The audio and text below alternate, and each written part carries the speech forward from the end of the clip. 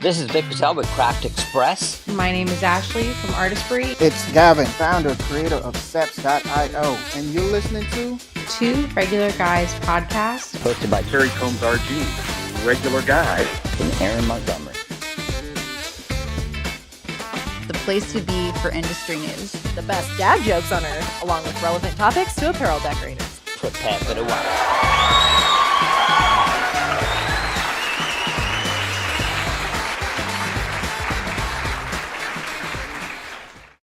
Welcome into the show. It is Friday, December 19th, 2025. I'm Terry Combs, and you can find me at terrycombs.com.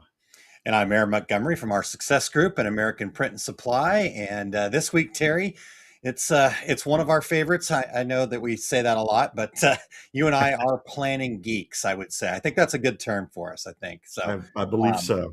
Yep. And this week, we get to talk about our very favorite thing in planning. We're going to talk about kind of some ideas for how do we plan for 2026? How do we make 2026 even better than 2025? And this is our annual show. We've only been planning for the show for a week, but I didn't think about it until like 30 seconds ago. I should go look and see if we actually did this 13 years ago, but I'm pretty sure we have done it every year that we've had this. So too. Yeah. So. All right. Well, make sure you hang around till the end.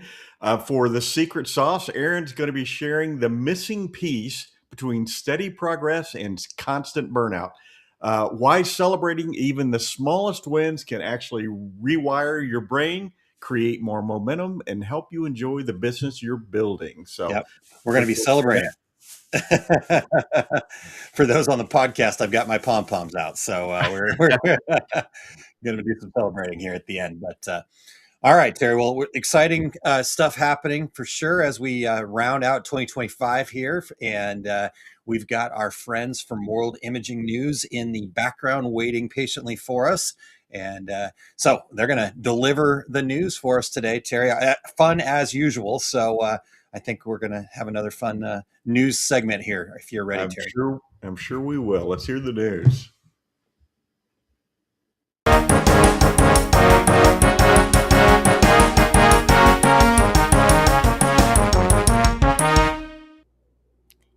Good morning, everyone. MJ here, checking in from a very festive Bogota, Colombia. The Christmas energy here is absolutely in full swing. Hey, MJ, I love it. Hey, I don't have pom-poms, but does my hat work? Hey, I'm Dan, joining you from sunny, jolly, yes, jolly Southern California, where it may not feel like winter, but we're definitely in the end of the year holiday mindset, and that's for sure.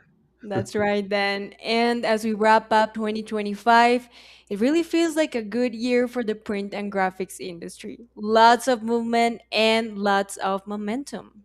Absolutely. We've been fortunate to participate in major trade shows in the US, Latin America, Europe, and everywhere we've been, the industry feels energized, new products, new applications, new opportunities. It really is a great setup for 2026.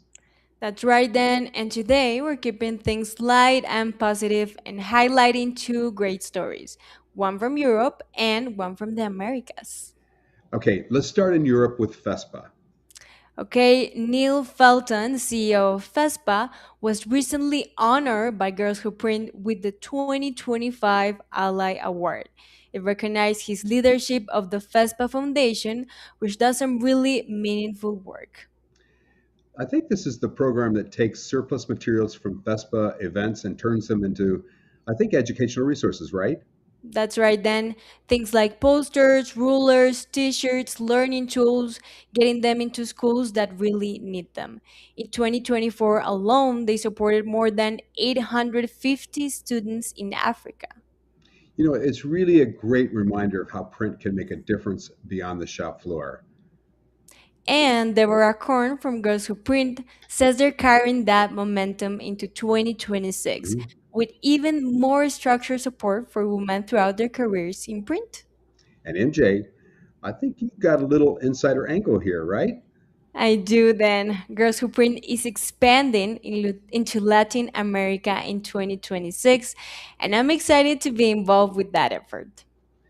I think that's fantastic. Hey, let's bring it back to the Americas and talk about Printing United Alliance. always strong advocates for the industry, Dan. They released a report this week, and CEO Ford Bowers really emphasized the power of a united printing industry, highlighting advocacy wins, expanded member resources, and stronger community programs, all driven by the members. He also pointed out that member support allows the alliance to protect the industry at every level, Mhm. federal, local, and operational, while giving print businesses the tools and education they need to succeed. Looking ahead to 2026, Printing United Alliance is pushing forward with stronger advocacy, deeper education, and new industry defining programs. 2026 will be a great year for the printing industry then. So, MJ, this month we're switching things up a bit. Instead of our usual product highlight of the month, we're spotlighting two organizations that are making a real impact across the industry. So, tell us, who gets the nod? Glad you asked then. Our two regular guys organizations of the month are Printing United Alliance and FESPA. Two outstanding choices. Both organizations have a massive footprint in the printing industry, and they really do an incredible job of advocating for print on a global stage. I couldn't agree more than they consistently support education, innovation, and community. And that's exactly why they're such a great fit for this month's spotlight. Great stories today, as always. And since this is our final newscast of 2025, I can't believe it. It just feels like we started Yeah, this I year. know. We want to wish the regulators, our hosts, and everyone listening a very Merry Christmas and a Happy New Year. 2026 is going to be a fantastic year. For the latest in digital imaging news, visit worldimagingnews.com. Merry Christmas and a Happy New Year to everyone. And for our Latino audience, be sure to visit worldimagingnewslatina.com and sign up for Win Quick News. That's it for this edition of Win News on Two Regular Guys. I'm Dan. And I'm MJ. Until next time, stay healthy, keep smiling, and once again, happy holidays. Manténganse saludables, sigan sonriendo y felices fiestas.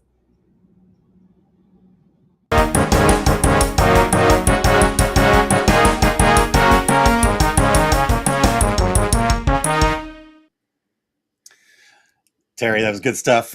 Always fun, and yeah, I love the highlighting of the organizations. Obviously, we're very close with Printing United, and so yeah, looking forward to seeing what FESPA does in 2026. Yeah, I love the story on the FESPA Foundation. That's awesome. Yeah, definitely, really good stuff there. But we're not done. We're not done. We're not done. The Dan and MJ cannot leave. They have to hang around. So we're going to bring them back here in just one second. We're going to talk to them about something that World Imaging News is coming out with in 2026. It's coming to the digital print industry, and it's called the Win Print Spot. And we're going to talk to them real quickly here about where the idea came from, how it works, and why it could change the way print decisions are made. So, Terry, you ready to bring MJ and Dan back on screen with us? I am. Let's have them back. All right. Hey Straight guys, back from the green room. Hi. seems like we just saw you guys. I know. So, good stuff here. We're back again. We're back couldn't stay again. away. I can't wait to learn more about this. Dan, I got a little bit of a preview, but Terry, where should we start? Well, this is the perfect intro to planning for 2026, right? So, Yes. yeah, Dan, we've been seeing on social media mentions about this new program called Win Print Spot. So, what is Win Print Spot? Great question. And by the way, thank you so much for having us back.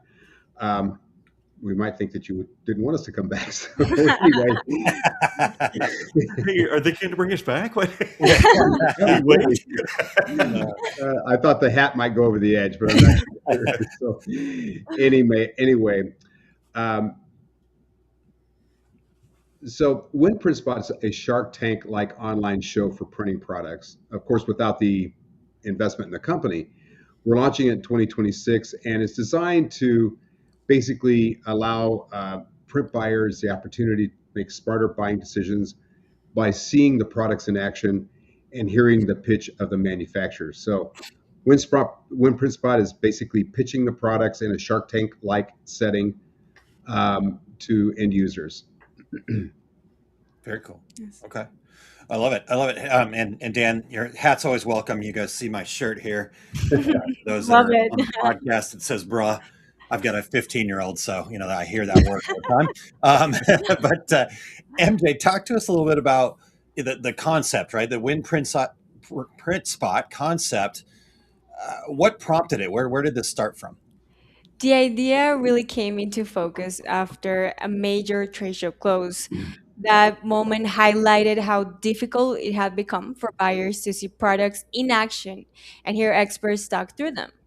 As we discussed this challenge further, we began to realize something even more important. Younger audiences, and I believe I feel that way as well. And of course, today's buyers in general make decisions very differently. Their choices are heavily influenced by social media, content, and video long before a purchase decision is made. And that's when the need became clear, when Printspot was created to bring this experience back in a modern way. Awesome. I love it. Yeah, that's super cool. I'm excited to see this. And Dan, I guess give us the details of like the nuts and bolts of this. How does Win Print Spot? How does an episode going to work? That's a great question. And we're still working on parts of it. But Sure, each sure. month, the way it will work is that WinPrint Spot will highlight a specific category of digital imaging products. And so every episode begins with what we call a printologist. Someone is an industry expert that will provide an overview of the market, how fast it's growing, what are some of the problems in the market, which you should be looking for. And then what will happen is we'll have a productologist. That will be a person from the manufacturer who presents the strongest case for their product. They cover the specs, positioning, why you should be interested. And then there will be a demo of the product. And the grand finale is the pitch. 5 reasons why you should consider the product. So with all that information laid out, the choice is, of course, left up to the viewer. So the pitch, and then the manufacturers put on the spot. That's why we call it Win Print Spot. There you go. I love it. Wow. I love this idea. So MJ, who's the target? Who's Win Print Spot produced for? Win Print Spot is for anyone involved in a print buying decision. Printers, brands, production leaders, and business owners. It's also valuable for suppliers, giving them a focused, credible platform to present their products to an engaged industry audience. Very good. So Dan, what can we look for in 2026? What technologies are we going to see on Win Print Spot? Well, currently we have 6 major technology segments that we'll have throughout 2026. So we're starting out with finishing in January, UV printers in March, DTF and DTG in May, wallpaper printers in July, signage printers in September, and then dye sub and textile in November. We will add other months in there as well, but right now those are the top 6 that we're planning. Each segment will take a deep dive so viewers get a real insight, not just surface level coverage. Awesome. I think Wow. this is going to be hugely valuable. I love this idea. Yeah, great stuff, you guys. I'm with Terry on this. I definitely will be tuned in. And I think it's really cool that all the segments you guys are hitting too, Dan. Like, we cover so much, right? Like, I might not be a wallpaper printer, but boy, to have an understanding of print at that level, that's pretty cool. So, Yeah. yeah. All right. Well, MJ, I'm going to close up with this. When's this going to happen? I know Dan mentioned January, but when Print Spot go live? Well, we're actively developing both the production and content right now. Our goal is to push the boundaries of our production capabilities and challenge ourselves creatively and professional, to deliver a show that is more engaging, dynamic, and visually compelling. And that takes a lot of effort. Yeah. So at this point, we have not found anything comparable to what we're attempting to create. And as Dan said, we're planning to go live in January 2026 with our first beta episode launching early January. Oh, wow. Amazing. All right. Well, when we try to do new difficult things, we just lean on Eric. So you got to have an Eric. Hey, Eric, are you available? Please, we need you. We definitely need you. Eric has all kinds of free time. That's cool. Yeah, They there's are tons of it, tons of it. You guys, this is super cool, super awesome. I cannot wait. Where can people maybe go and find out more, or just kind of like, hey, send me an email when this is coming out, that type of thing. Where should people go, Dan? Sure. You can send an email to dan@worldimagingnews.com. Sign up for the newsletter. We have a newsletter on LinkedIn as well, and you will see it on social media sites Yes. once we have the first uh, segment ready. Sure, awesome, So awesome, love it, love it. Yeah, MJ, you guys are definitely very, very active on social media. So Yes. for the listeners who've been hiding under a rock, what's the social media accounts that they can follow? Instagram at World Imaging News, Okay, LinkedIn World Imaging News, nice. and for World Imaging News Latino, just add World Imaging News Latino for both of them. Perfect, perfect. I love it. You guys, awesome. congratulations. We are thank you super so excited much. to see Thank this, and you. thanks for spending a little extra time with us this morning. Thank Merry you so Christmas, much, Happy and New Year. to you, Yes. Merry Thank you Christmas, so Happy New Year. much. Thanks, guys. Bye. We're looking forward to 2026. Yes. It's gonna be awesome. We as well. Cool. What a great idea. Yeah, I it's love super that. cool. Super cool. Yeah, I got a little sneak preview from Dan and MJ not too long ago, and I'm like, man, this is cool. And like they said, I can't think of anything else even comparable to this. Well, and it's not tied to, it's not a manufacturer saying, hey, look at this product, and next month, hey, look at our other product. It's news. It's So, news, absolutely. World Imaging News. There you go. Huh? Weird. All right. Well, Terry, before we get in, we still got some dad jokes. In fact, I think David was jonesing on the dad jokes, and he even brought us a couple of bonus ones here. I'm chuckling But to myself as I'm reading, yeah, listening to the news items and MJ and reading old MJ and Dan's Dan were like, or "Why are they David's laughing posts. about?" Yeah, I love it. All right, well, let's say hi to some of the regulators that are checking in. We appreciate you guys tuning in here this morning. We got Kingsbury Craft, excuse me, Crafts checking in. Good morning, everyone. We've got Doug checking in from Los Angeles. And Mr. David Haynes from CorralTrainer.com saying, Merry early Christmas, my three dudes. Appreciate it. My friend Amy, she remembers and enjoys the pom-pom. So yes, hey, Amy, how are you? Good to see you. Let's hold on to David's dad jokes till after mine. If it flops, then David can save me. Let's see what else we got here, Terry. We've got Barb checking in from North Central Minnesota. And yeah, everybody's saying hi. So, hey, thank you guys so much for tuning in. Make sure that you are sharing this. You're liked and subscribed and all the things there. And yeah, we want you guys to be part of this conversation. Terry and I certainly love this whole concept of planning, but perspective. It's all about perspective, and you guys carry perspective, and so commenting, being part of this live interaction with us is always much appreciated, Terry. Absolutely, 100%. And yeah, we certainly want your input. In fact, I would much rather hear what you're doing for planning for 2026. So Absolutely, absolutely. All right. Well, we teased the dad joke. I think I'm ready, Terry. Are you ready? and look at you, seasonal. I learned from you. All right, let's do it.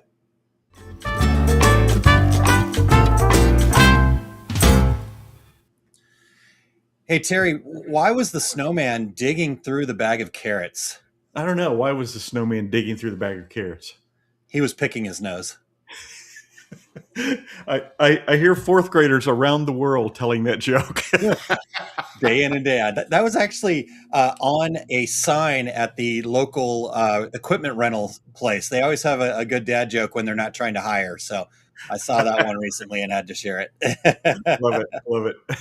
But speaking of dad jokes, though, David Haynes from CurlTrainer.com has got a couple of also holiday themed ones. Should we go ahead and share those? Do you want to take the first one and I'll take the second one? Or okay, let me go back and see where David started talking to us. There you go.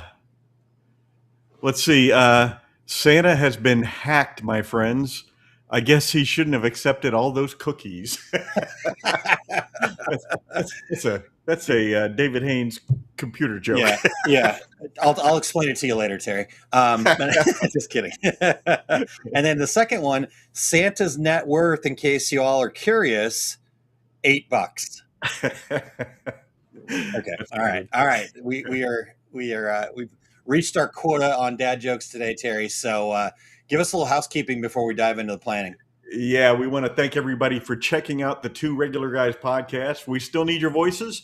We would love to have the regulators participate in our 2026 show intros. Go to osg.link/intro, read a few sentences, be a part of every show. Don't be left out. We're always looking for new guests. So if you or anyone you know would like to join us, go to calendly.com/2, the number two, regular guys. To book a future episode, or you can email us at info@tworegularguys.com with your show ideas. If you're listening to the podcast version of the show, we would appreciate you sharing the Two Regular Guys podcast with all of your industry friends so they can also become regulators. We would appreciate you giving us a review on Apple Podcasts, Spotify, iHeartRadio, Amazon Podcast, YouTube Podcast, wherever you do your podcast listening, we are there. And if you're watching live right now, please join us with your comments and your questions and how you're going to be planning for 2026 yourselves. Yeah, absolutely. I can't wait to hear from you guys on that.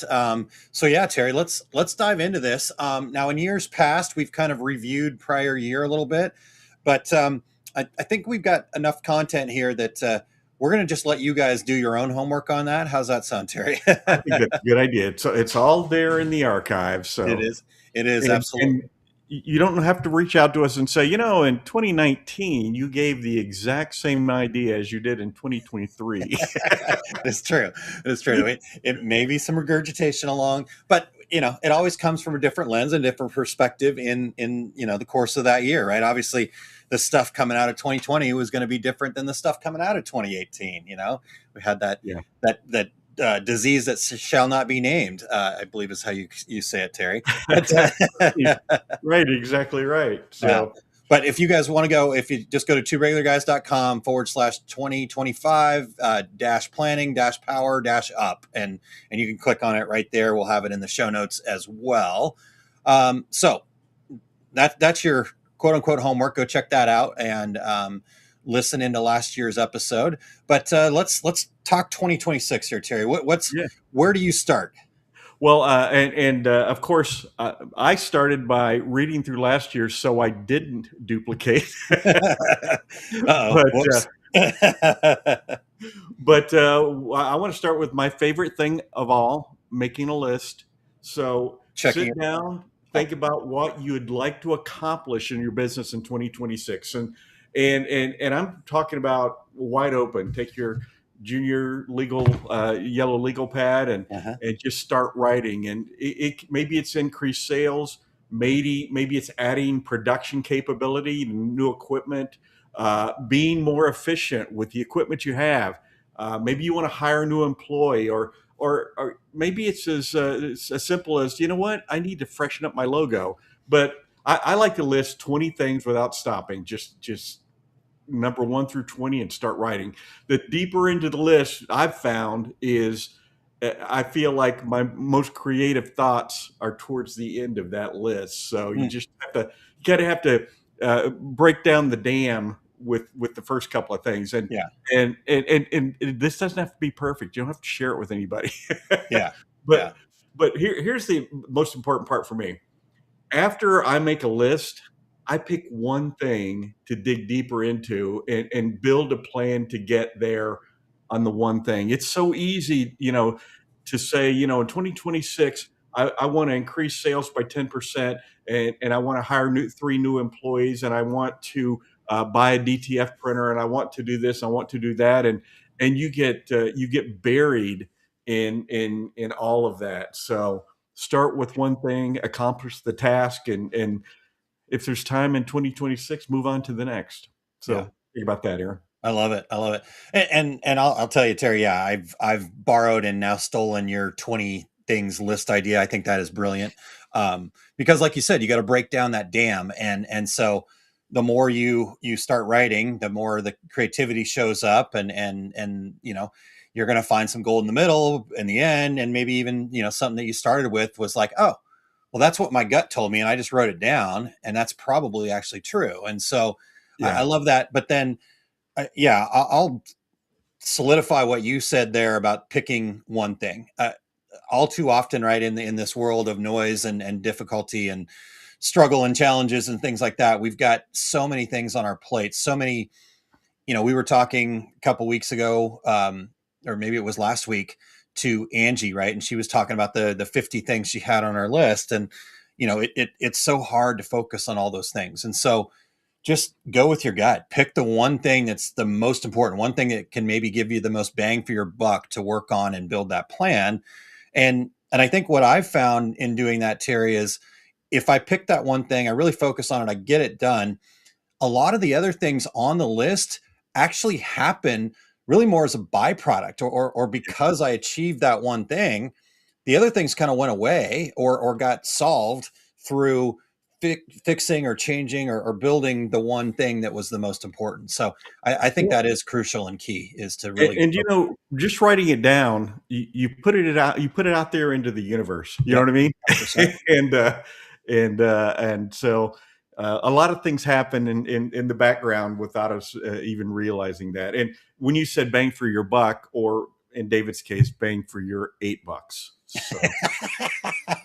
Oh, that was good, Terry. Very good. Wow. Very, very good. All right. Well, this is a great way to start, Terry. I think, this list is list idea is perfect. And for nothing more than just to get the process started too, I think is the other important part there. And then I love this concept from Barb.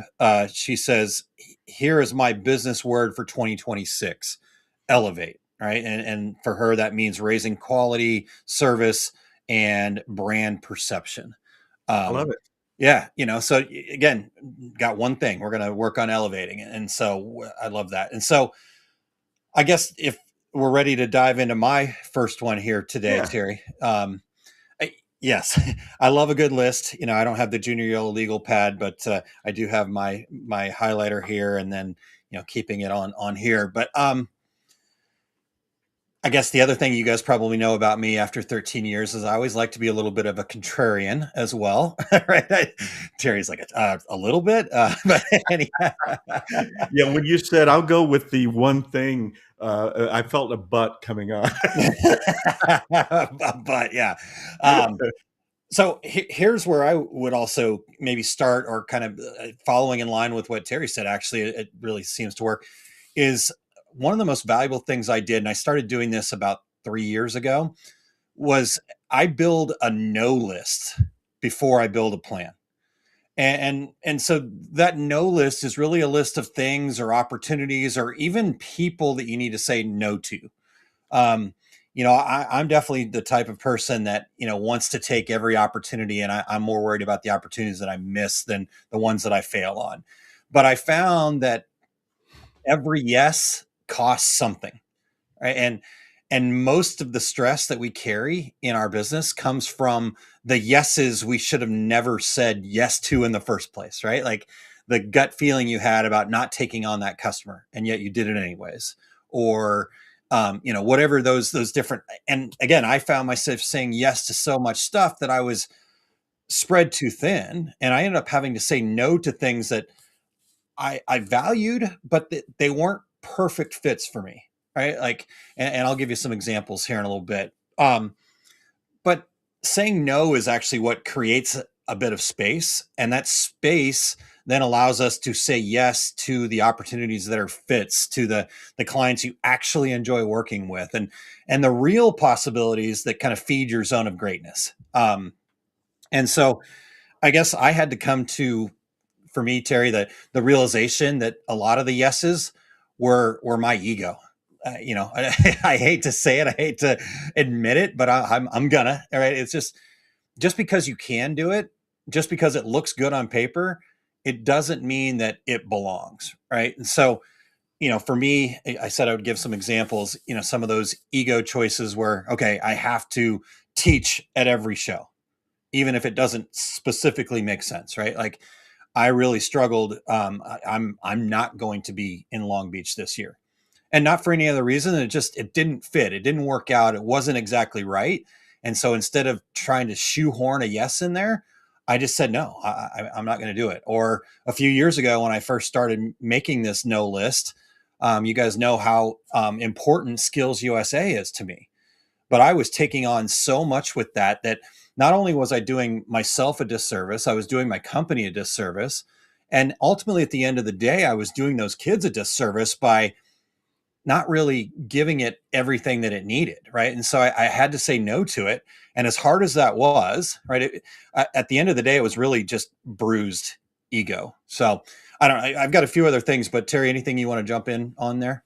Well, yeah, I feel like I'm looking in the mirror when you say that, and especially about speaking at the trade shows. I lived that for many years, where I was lucky if I broke even Yeah. to go and speak at a show, and Yeah. just because I wanted to be on that list of speakers, and as you know, Aaron, a few years ago, we were talking about speaking at a show, and I said, you know what, I'm hanging it up.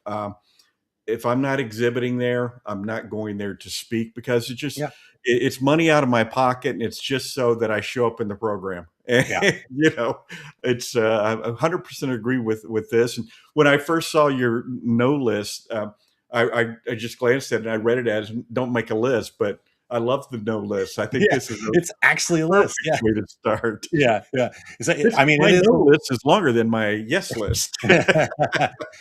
And I don't, that doesn't have to be true, right? Like for me, I needed to pick some very specific things, right? Like one of the things on my no list this year is um, me putting myself in front of somebody else's dream, right? I'm a people pleaser. I like to help other people, but if they're not going to work for it themselves first, I need to say no until they're ready to say yes to themselves first, right? So things like that. And then I guess the other side of this no list too, and I think works for me, a lot of decorators out there, when you're making decisions solely based on money, right? Like this is going to bring me money and that's it, right? Because again, I mentioned this earlier, we have those red flags about certain customers or certain situations, but we avoid them because the dollars are very tempting. And I don't know if that necessarily is the right choice, right? I've never had that situation where, oh, well, but at least I'm going to make some money on this, even though in my heart of hearts, I know I should say no. And so I think there's probably a pattern in that side of it, in making these decisions. I'm not saying that money's a bad thing or that you shouldn't factor that in, right? Like we talked about speaking, and if you're just breaking even, but if there's an opportunity for you to share and do it, and you can earn some income from it, then that's great. But if there's a lot of red flags on the no side and you make the decision just because there's money involved in it, I don't know if, that might give you a little short-term relief, but I think it's actually going to create more long-term disease and challenge in your business. So thoughts on You that, know, Terry? yeah, it's funny because I was actually just thinking about something like this the other day, because I had said to someone, and I've heard this dozens of times. So what are you doing these days? And they told me what their new job was, and how do you like that? It pays the bills, and it always throws a red flag up for me when somebody goes, "It pays the bills." I'm like, well, that's sad. That's sad Yeah. that you spend every day of your life doing something for the sole purpose of paying the mortgage. It just there are lots of things you can do out there to make a living, and also enjoy doing, being excited about when you get up in the morning. So Yeah. Yeah. uh, And yeah, that's a perfect story, and that's a perfect way to relate that, Terry, because I think at the end of the day, like again, that might be a short-term band-aid, to pay the bills. And I get that. Sometimes we do need a point A to point B. But if you're not actively trying to figure out a way to also love what you get to do, then I think you're going to ultimately end up self-sabotaging the thing, and you're going to be in a worse spot than you were when you were like chasing that dollar. yeah, So and this industry is a perfect example, though, of people doing something for the love of the craft, that yeah, sort of thing. yeah, yep, And in my screen printing classes, I always talk about, there are all kinds of different jobs out there, but how many of them can you, and the example I use is I have this graphic that I use in my class, and it's the same graphic we used back at US Screen, the eagle with the Yeah. flames coming Yeah. I out love of its that. Yep. wings. And every time I do that and pull up that last highlight white screen, I always look at that and go, oh, this is really cool. How many jobs out there can you can you have where every day you can say, "Ah, yeah, this is really cool." You know what I mean? Yeah. You've got the same headaches. I ordered purple and I got royal, Yep. Yep. and I've had as many as 75 production floor employees before. I know every reason on the planet why someone can't come to work today. There's a But book in there somewhere. exactly. But still, what we get to do every day is still fun and exciting and really cool. Yeah, I love that. I love that. Okay, well, I got one other point here on this that I'd like to make, if you don't mind, Terry. Sure. So I think another big part of this no list is really so we can, I don't know, in a sense, kind of pre-make some decisions going into 2026 here. That way we're not reacting all year long. Like let's say on your no list is I'm not going to make price exceptions anymore. I'm going to stick to my value, right? That might be a no for you. Or I'm not going to take rush jobs. Or, I mean, I know there's some people right now today, if you're tuned in live, it's December 19th. And I know some decorators that are killing themselves right now because they said yes to a rush job that they shouldn't have, right? They're trying to deliver this Christmas gift by next week and they're struggling to get things in, and the shipping companies suck, and all the difficulties, right? But if you say, I'm going to shut down starting, last order December 10th of 2026, and that's your no, right? I'm not taking a rush job, or I will no longer take on customer supplied garments, for example, or make exceptions for these types of customers, or whatever, right? So the no list also really kind of gives us that framework to stop having to make all these decisions. Like, is today the day that I'm going to accept the rush job or not? Or today the day I'm going to make a price exception for this good story that has come back to burn me in the butt for the last 2 years, right? So we have to make those decisions. And if you just pre-make that decision, then you get rid of those difficult things. And it's just like, this is my policy. It has nothing to, hey, Terry, it's not personal for you. I just don't make price exceptions. Right. If that was this conversation Terry and I were having. Yeah. Right. So I think by doing this, it really reduces friction. And if you don't, and you have to make all of these decisions throughout the course of the year, there's always friction involved with that, because your gut's telling you one thing, the money's telling you something else, the customer on the other side's got a great story, and that's just a ton of friction that personally I don't want to deal with. Yeah. One thing I did years ago to help alleviate this type of thing was, much like planning, I love building the production schedule. Yeah. Yeah.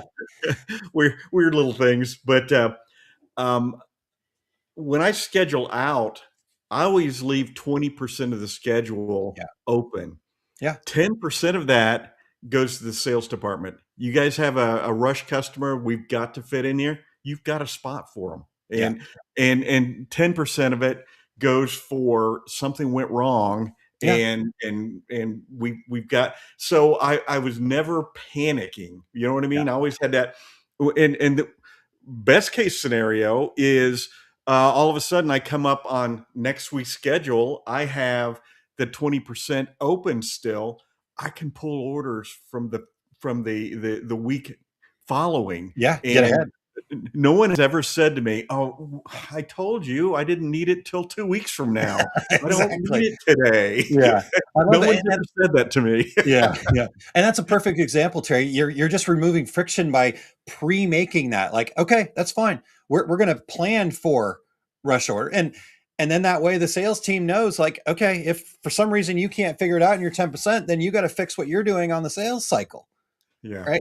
And so you've reduced that friction. And I think, at the end of the day, the whole purpose of planning, Terry, is to remove as many on the spot decisions as we can, which then removes a ton of stress, right? You said Right. I didn't panic about it. Okay, perfect.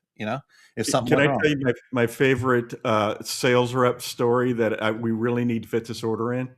It- Maybe, but Sales rep came into my office, hat in hand, and said, "Hey, can we fit this order in?" And I'm like, "Well, where's it been?" He goes, "Well, I have a new puppy." And I said, "Do not tell me your dog ate your homework." He goes, "Well, kinda." well, kind of, yep. We are absolutely going to fit this order in. So just so I can tell this story for the next 10 years. or more. Or more. I love it. All right, Terry, let's move on to your next idea here.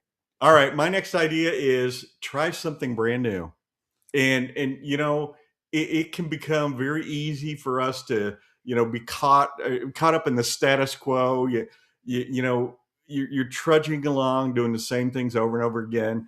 But you're never going to grow your business or grow yourself personally if you just stay in the status quo. So, and I'm not talking about, you don't have to go out and buy a sublimation printer. Uh, Maybe try new workflow to be more efficient, or screen printers get out there, order some specialty ink, order some puff ink, order some gel ink, and do a little experimenting with it. Order different film. If you're printing DTF, order 4 or 5 different films and try them out and see if it changes anything for the way your DTF transfers look or hold up. Yeah. Experimentation breeds innovation, and that breeds what? New opportunities. So try something new this year, and something outside the box, outside your comfort zone. And like I said, you don't have to spend a lot of money doing it, but just get out there and do something new. And I'm a big specialty ink nerd, so Yeah. in my shops, man, there's all kinds of new and innovative ways to do things that most of your competition is never ever going to offer your customers. So, Yeah. what do you think about trying new things, Aaron? I love it, Terry. No, I mean, I think that's a perfect idea, right? Like, solutions come from creativity, right? And so you have to create that sandbox, so to speak, to have that creativity. And this is exactly what you're doing, right? You're just saying, hey, let's try something new. We don't have to spend a bunch of money. We don't have to even go forward with it. But if you don't try it, you don't know. And so I think this is a perfect idea, is just give yourself that space, especially early on in the year, before your next busy season, to Right. say, let's try a few new things. Could this make our business a little bit better? And you might find a big nugget of gold underneath a bunch of crap that you didn't even realize. Right. Exactly. So, Exactly yeah, right. good stuff. All How right. about you? Well, What's next? yeah, definitely. All right. Well, everybody's going to be like, what is going on here? What world are we living in? But I'm going to stick with the less is more theme. And again, I think people are going, what is, seriously, there's something wrong here. This is normally where Terry typically brings me back down to earth with some reality. But I love that we're turning the tables this year a little bit, Terry. So Me too. yeah. All right. Okay. So here's my less is more idea. Build the year around one profit driver. Right. And so what this really means is, when we focus on one thing, going back to what we were talking about with the no lists and a little bit less is more, like I'm all about the trying new things and having a big list and stuff like that. But when it's time for the rubber to meet the road and the action to actually start happening, you got to focus on one thing at a time. Our human brains, we think that we are multitaskers, right? There's probably people listening right now. They're like, oh, I multitask. I'm a great multitasker. I used to think that was me too, but we just switch tasks faster than others. But there's an energy Correct. loss that happens in that task switching.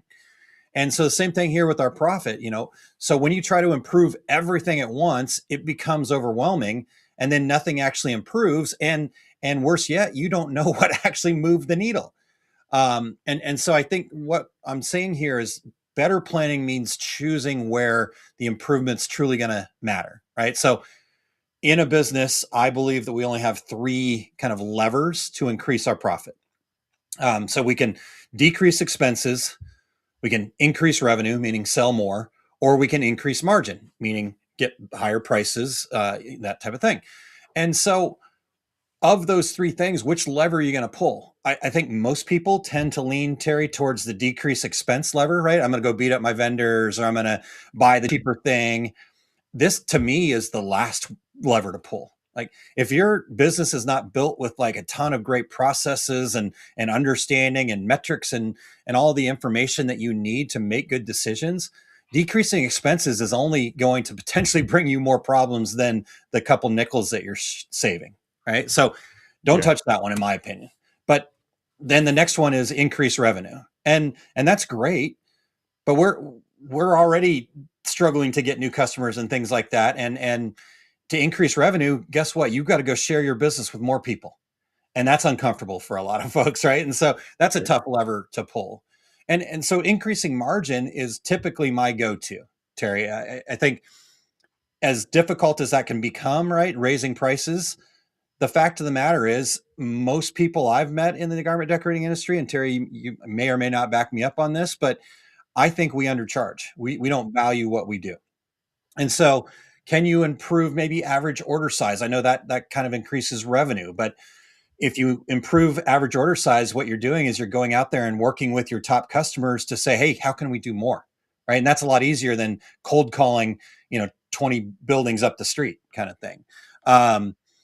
This is something where I think you'll really get a say yes, do this, but tightening your production speed and consistency, right? Terry is a great resource for that. You've shared all sorts of stuff with us over the years of how to improve our production. That's going to decrease your expenses some.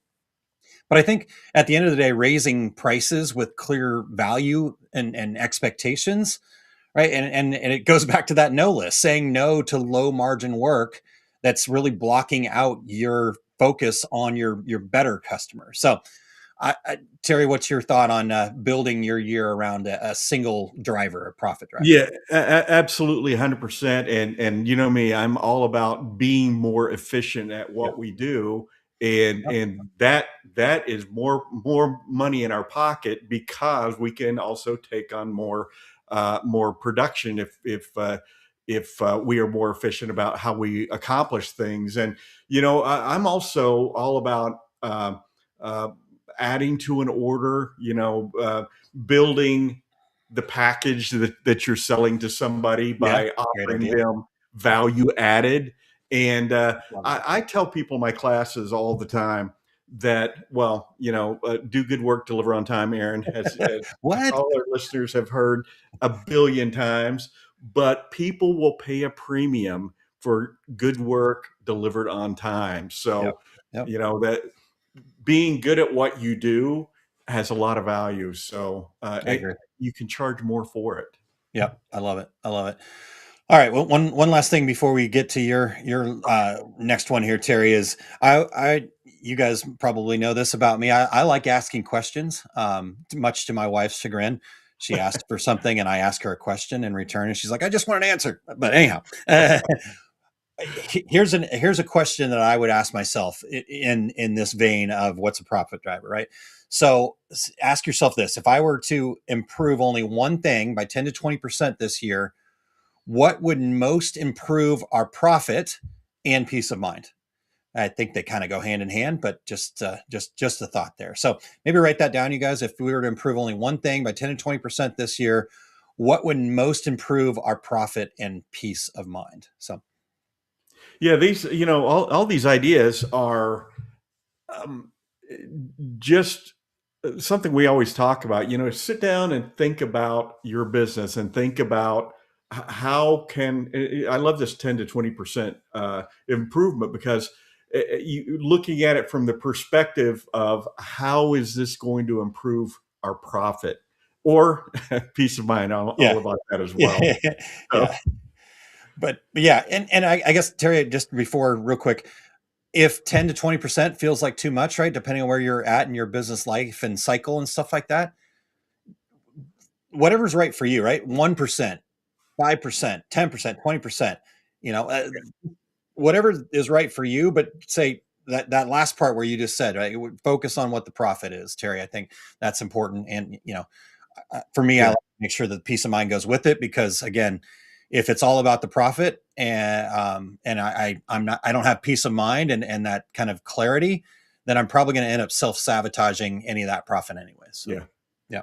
All right, Terry, let's wrap this up with, All right. with your final one here. I think this is awesome. This is beyond 2026, but it's thinking about it now. Yeah, I love it. Where do you want to be in 5 years or 10 years? And Aaron, if you're 30 years old and you're thinking, I want to be exactly right here in this business. Yeah, I want to improve it. That's one consideration. But maybe you're considering retiring, or maybe you think, in 10 years, I think I'd like to be doing something else. I want to grow in this direction, grow in that direction. So what you need to think about now is, are you positioning your business to maybe turn over to your kids, or positioning it to sell in the future? So you need to take a look at what you need to do to make that transition when that time comes. Think about today. What's going to make this business have value to someone else? I want to go live in the Bahamas in in 15 years or whatever. Yeah. How can I position my business that it will have value to someone else when the time comes? That makes sense? Oh, it makes a ton of sense. I think, we get so short-sighted, right? Like we've got the fires coming at us right now that we don't give ourselves that space, right? Even if we're sitting here planning for 2026, okay, that's 12 months. That seems like a long time. But the reality is, what if you spent all of 2026 heading somewhere that you don't actually want to be in 5 to 10 years? Exactly. So I think this is a really important piece that you've added for us here, Terry. You said it better than me. Well, I don't know if that's true, but I appreciate that. Terry, if I can offer one suggestion for folks, then, because if this is something, I think this is something that a lot of people struggle with, because like, gosh, I don't know, 5, 10 years, right? Like I start doing the math and I'm like, how old am I going to be? And oh my goodness. And but we've done something with the Masters of Success, the mastermind programs that I run, that I have seen so much growth from, and we call it a future you party. And you guys have probably heard me talk about this before, but it's because I think there's so much value in this. And basically it takes people being open. It takes people kind of doing something that feels a little bit uncomfortable, but you get together with a group of trusted people, in this case, our mastermind group, and we say, okay, what is it today? Now, we're going to all agree that we're going to act as if it's 5 years from now. We haven't seen each other for 5 years, and we're getting back together and we're sharing about all the successes that we've had in those 5 years and how we did it. And we're going to spend the next hour acting like we're 5 years in the future and all of our dreams have come true. And again, at first kind of stroke of that, you go, that's a little awkward and weird. Who knows what's going to happen in 5 years, kind of thing. But the value is, it makes you think about it. It makes you kind of go from what's inside to words out of the mouth. And what happens is a lot of details start happening that you didn't even think about, right? Like, oh, I want to do X, Y, and Z. But you got to explain it to somebody. And so all of a sudden, all these like steps start showing up and you're going, hold on, let me write this down. I'm saying it, I should write this down. So that's a big bonus. But then the second bonus is, now it's out there. Now you've told somebody else. And, heck, I've heard a lot of things happen in these future you parties, and I make a little mental note of these things. And if I go, oh, you know what? So-and-so was trying to do this. I just met somebody that might be able to help them, or here's an opportunity that they might be able to get there. And all these things will start showing up. And so I think when you really give yourself that space to think about 5, 10 years from now, and then start putting it out in an idea like a future you party, so amazing what can happen. I remember I wasn't even thinking about it when I wrote this suggestion, but I remember you telling me about that event, and I thought, oh my gosh, that is brilliant. To have people having that cocktail party conversation about I'm 5 years into the future. I just love the idea of it, and you're right. You're making the wheels spin, even in your subconscious. Yeah, to get there. Yeah. I mean, honestly, I can't take credit for the idea, by the way. This is something I learned from Jack Canfield, but like, this is how my book came to life, was a future you party. I had Jack's book. I put a wrapper on it that had what my cover was at the time for the fundamentals of business success. And that's what I shared with people. And it wasn't more than a couple of years, maybe a year and a half later, that I was able to publish the book. So That's awesome. yeah. I love it. Yeah. We'll have All to right. have. Remember, we used to have during the disease we shall not mention. We used to have those monthly cocktail parties, and Yeah. maybe we'll have to have a two regular guys future you cocktail party I like that virtually. idea. I like that idea. I like that idea. Real quick, Terry, Barb answered the question if we improve by 10% here. She said, learning laser patch, layered acrylic, and improving my embroidery digitizing skills. Both will help to increase 10%. So, Barb, I know a guy. Barb, I hope you're listening to the Take Up every Friday. Yeah, absolutely. Absolutely. All right. Well, this has been awesome, Terry. I love this. And as I was thinking about my ideas, I was kind of like doing it here. And then I came and looked at the outline. I'm like, oh my God, these things fit together. So Exactly. Perfect. That's awesome. really good stuff. All right. Well, let's start closing up here. Still got Yeah. the secret sauce to come, but Terry, what's happening for you here coming up in 2026? Yeah, I'm going to be doing with Equipment Zone a preview of our Long Beach show. That's going to be on January 9th via a short webinar. Cool. I'm going to be in the Equipment Zone booth at Impressions Expo in Long Beach, January 22nd through 25th. My upcoming complete screen printing business course, the first class for 2026, will be March 21st and 22nd at Atlas Screen Supply. You can sign up for that at atlasscreensupply.com. And watch for all of my upcoming events at terrycombs.com. All right, Darren, how about you? Yeah, if I could, the thing I'm most excited about for 2026 is the Business Builder Accelerator Program. I've only got a few spots left. I'm going to start solidifying it here this week of Christmas, kind of the structure based on who signed up. So if I could just play a quick little video, probably easier than me trying to explain it. So Terry, can I do that real quick? Eric? Sure. Excellent.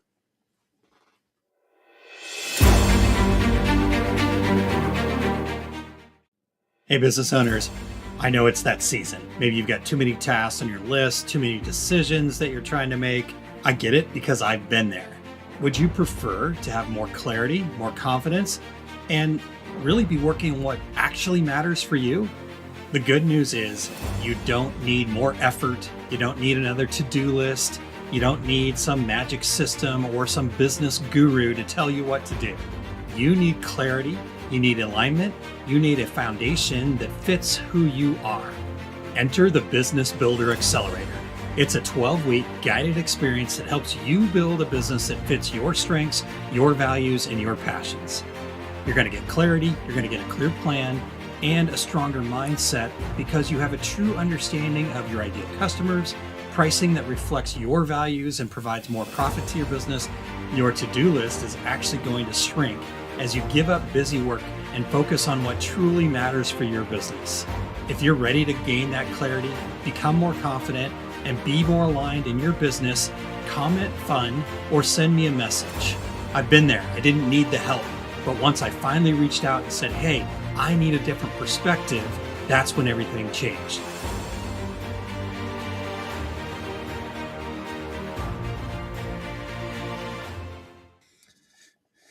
And Terry, just to be clear, when I said I didn't need the help, that was in air quotes. Okay. I needed the help badly and I just didn't see it. I wasn't willing to see it yet. So, very good. All right. And then the other thing to share, Terry, so yeah, real quick, osg.link/builder if you want to check that out. But again, just reach out to me. You guys know where to find me. This is actually still 2025. I still have actually a couple. I'm going to do Small Business Saturday for the last 2 Saturdays of the year here. So Small Business Saturday episode happening tomorrow at noon Central Time. It's going to be a discussion of how the present is a present. A little play on words there. And I just know for myself and a lot of folks that we get stuck looking at where we've been, what went wrong, or the mistakes that we've made. But life isn't about where we've been. It's about where we're going. And the person you were is not the person you are or the person you're going to become. So we're going to talk about how we can kind of carry that truth that it's about where we're going, not about where we've been, and that's just a lens that we can learn from, and that's it. So we're going to talk about that. That's a topic that I love talking about. And again, most of my Small Business Saturday episodes are just me looking in the mirror. And so if you guys show up, great. If not, it's awesome stuff. And so tune in at liveosg.com. That's going to take you to my YouTube page. And be sure that you subscribe for lots of other great business mindset topics and tips over there at Live OSG. So, All right. Terry, would you share what Eric's got coming up here, please? Absolutely. Join Eric this afternoon for the Take Up episode 240. Happy Holidays Q&A, threads, stitch styles, and more. Eric will recap all things holidays from his virtual mailbag, from Christmas stocking fonts and follies to faux knit digitizing to gift ornament options and even simple metallic thread management. Check it out at ericcampbell.com.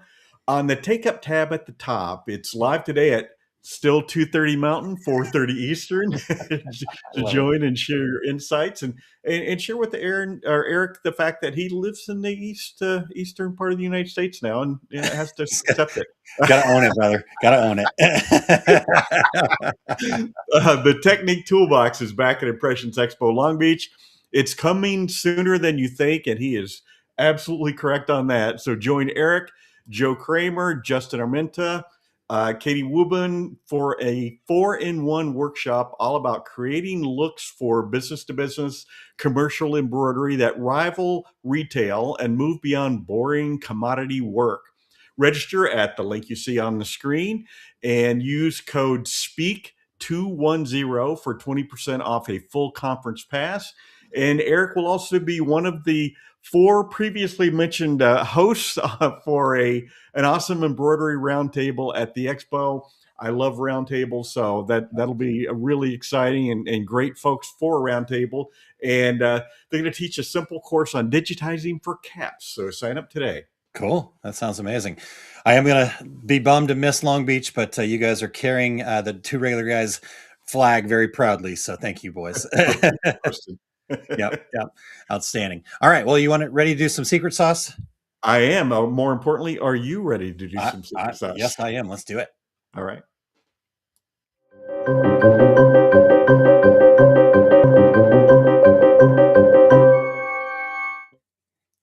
Hey there, regulators. Aaron Montgomery here with today's secret sauce.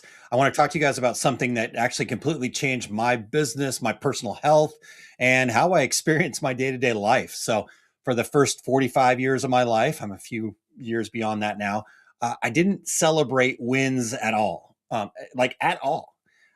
Unless it was a massive, massive victory, and there weren't a whole lot of those, to be honest with you. And so if I wasn't at my ultimate goal, then in my mind, I had to just keep grinding, right? Head down. There was always more work to do. And even when I had a win that felt a little bit unearned, I even avoided celebrating that. Heck, ask my wife about bowling with me early in our relationship.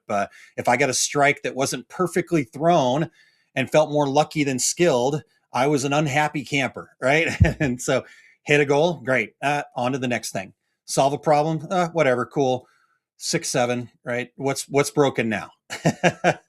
So, and I don't know if I use 6, 7 correctly there, but the kids will tell me. So over time, that mindset didn't just wear down in my business. It actually affected my energy, my health, and honestly, my joy. Actually, in 2018, I ended up in the emergency room with a hypertensive crisis.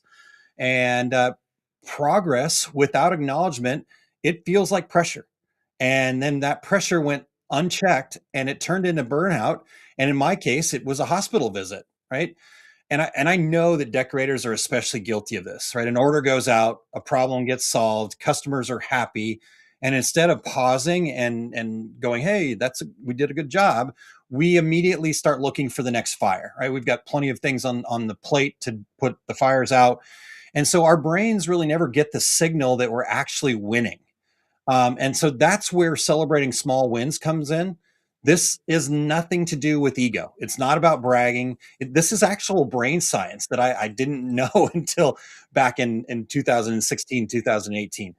When you acknowledge a win, even a small one, your brain actually releases dopamine.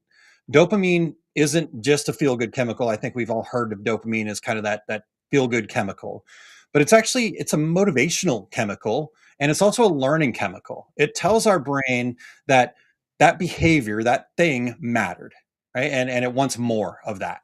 So when that happens, your brain then strengthens your neural pathways that lead to that actually led to that win, and it's going to increase the likelihood that you'll repeat that behavior over and over again. So really, if you want to break it down into simple terms, what you celebrate, your brain wants more of it. Now, here's the important part. Dopamine is released based on perception, not size. Your brain doesn't care if the win was huge or tiny. It only cares that you noticed. And so that's why the small wins matter far more than we think. Big wins, by definition, are rare. Your nervous system can't wait months or years for the reinforcement it needs. It needs the regular proof that progress is happening. So when your brain believes progress is happening, it shifts out of that survival mode, that fight, flight, freeze, or fawn, into this creative, problem solving, joyous mode. And that's where better decisions, clearer thinking, and true confidence comes from. So let me flip this around. When you don't acknowledge wins like I was, your brain stays focused on the threats and the problems. And then cortisol, the stress hormone, that stays elevated. And your brain starts to associate effort with pressure instead of reward. And it makes you want to do less, right? That's why we get the burnout. We just want to hide in a cave. And so a ton of business owners say, I'm doing well, but it doesn't feel like it. They're feeling overwhelmed because they have this perceived lack of progress. Their brain has no evidence of success. And the truth is, even your business surviving another day is progress. What you learn today is what propels you forward into tomorrow. So when I learned this brain science, I realized that I'm a typical Gen Xer, right? That's my generation. I'm a Gen Xer. And I'm somebody that was conditioned to suppress emotions. I distrust praise. I normalize stress. Like if I don't have stress, something's wrong. And I keep moving without acknowledgement. And so because of that, I knew that if I was going to overcome this, I had to be intentional. My default mode was confusing endurance with success and pressure with progress. So I had to go so far as I built what I call my empowered life system. And it's just a personal planning system that I use every day. And it's all centered around wins and gratitude. So every single day I write down 5 wins, big, small, it doesn't matter. Some days it's, adding somebody new to the accelerator program. On other days, it's having the hard conversation that I would have avoided in the past. Some days the win is just choosing to rest instead of pushing harder. But at the end of the week, I review those wins throughout the week and I carry my top 5 forward. And then at the end of the month, I have a list of 25 wins. And I go through that list of 25 wins and I break out the pom poms, right? We celebrate those wins. And so when I started intentionally capturing those wins, I didn't just start feeling better. I actually started noticing more opportunities. I made clearer decisions. I showed up more confidently and my business grew in healthier ways. Why? Well, because the brain is a pattern finding machine. If you train it to look for problems, it will find more problems. If you train it to notice progress, it will help you create more progress. So celebrating wins actually creates momentum, and momentum is actually neurological. These wins are going to stack, they're going to grow and become sustainable instead of the normal exhaustion that we're in. So if you're like I was for the first 45 years of my life, I want to leave you with a challenge, right? And I want you to start small, and because this is going to be a big change if you're not somebody that celebrates regularly. And so it's going to take some very intentional work here, and it's going to feel very uncomfortable at first. But here's the challenge. Every day, write down at least one win. Not someday, not when things slow down, not when I get something that's worthy of a win. Today. In fact, you know what? Do it right now. Do it right now. What's one win that you had this week? Write it down. I'm going to wait. Terry, get your junior yellow legal pad out. I want to see you writing. What's one? All right. Pat yourself on the back. Right. Let's get the pom poms out. Let's share. Now share that with somebody close to you if you can. Right. Like that's the next step. And be intentional. This is a 7-day-a-week thing, not a Monday through Friday thing. Not I'm going to do it 3 times this week. Oh, is today the day I'm going to do it or not? Just make it easy on yourself. Every single day, 7 days a week. Train your brain to recognize progress instead of pressure. All right. So that's your secret sauce for today. Celebrate the wins you're already creating, because when you celebrate, your brain is wired to create more of it.